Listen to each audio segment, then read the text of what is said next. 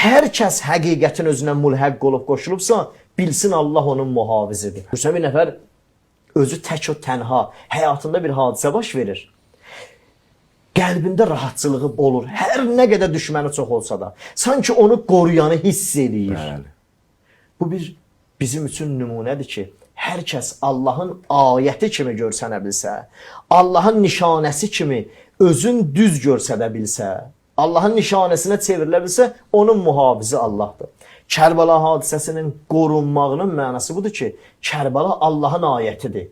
Allah da ayətinə özü zamindir. Mütləq zamindir ki, heç bir bəşər övladı vəhyin nə edə bilməz? Kəlamını ortadan apara bilməz. Allahın ən yaxşı kəlamı İmam Hüseyin ağanın həyatı. Həzrət İmam Hüseyin ağanın həyatı bilsin nədir? Elə bir Allah kəlmə bə kəlmə danışıb. İmam Hüseyin Allahın sözüdür. Danışılanın sərgilənən cümlələridir. Böyük üləma deyərlər, Kərbəla mücəssəməyi Qur'andır. Təzahürü Qur'andır.